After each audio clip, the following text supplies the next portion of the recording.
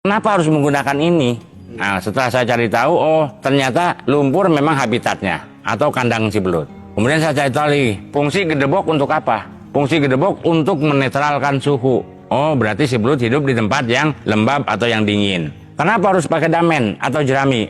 Jerami kalau sudah lama dia akan membusuk dan akan menjadi kompos. Oh, berarti ini menjadikan kompos agar media tersebut tetap gembur, tidak mudah keras atau mengering. Nah, disitulah saya cari tahu lagi. Kenapa harus pakai kohe? Setelah saya cari tahu, oh fungsi daripada kohe ini adalah untuk menghasilkan pakan. Dari mana?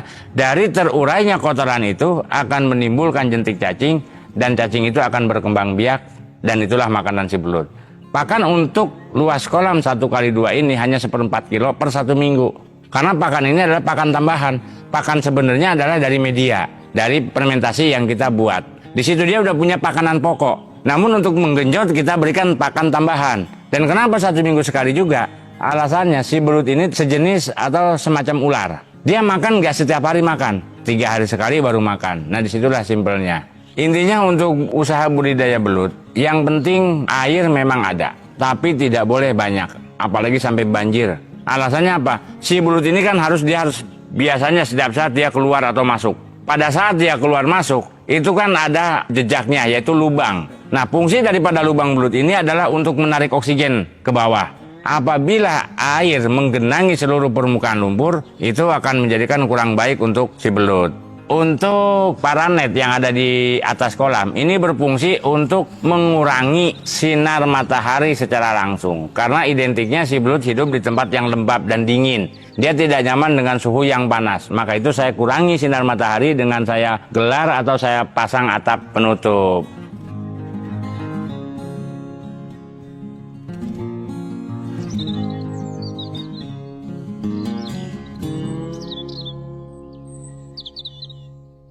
Nggak hanya untuk para pensiunan nanti atau para calon pensiun, bahkan ini juga bisa juga untuk ajang usaha pemula, hingga ada yang tua, bahkan yang muda pun bisa juga.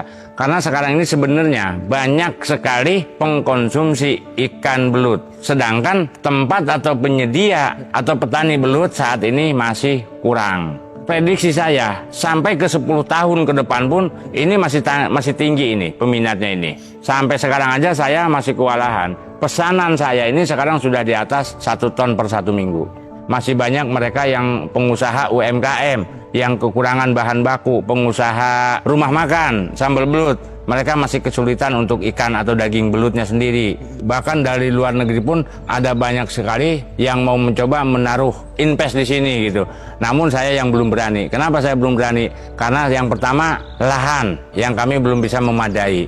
Ini kemarin itu kan dari Jepang, dari tim dari Jepang ini ada yang datang ke sini, dia minta supply 1 ton per 1 minggu.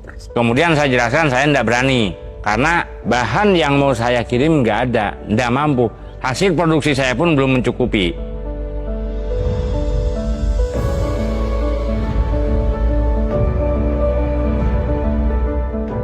Saya menargetkan di tahun ini saya harus membuka 1000 kolam.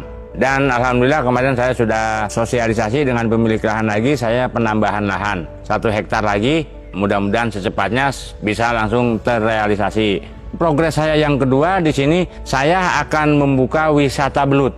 Setelah ramainya usaha saya tentang belut, banyak juga pengunjung yang datang ke sini nggak cuma sekedar mau belajar, mereka hanya ingin tahu belut itu seperti apa sih gitu. Bahkan kami juga di sini sudah membuka resto juga. Di sini semuanya serba belut, ada mangut belut, ada rica belut, tongseng belut, sambal belut, insya Allah belut asap. Bahkan sampai keripik belut untuk oleh-olehnya yang dari luar kota juga bisa membawa oleh-oleh.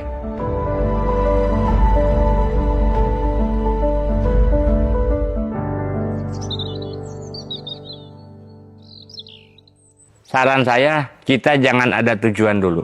Contoh kita belajar sepeda. Tidak ada pembimbing belajar sepeda itu langsung mengarah ke satu tujuan.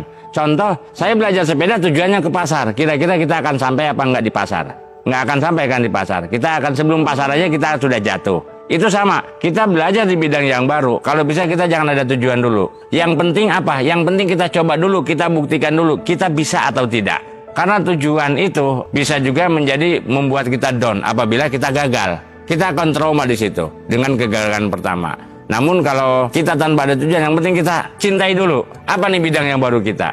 Setelah kita bisa, baru kita punya tujuan.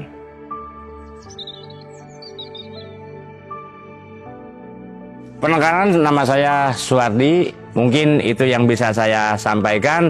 Mudah-mudahan bisa menjadi motivasi untuk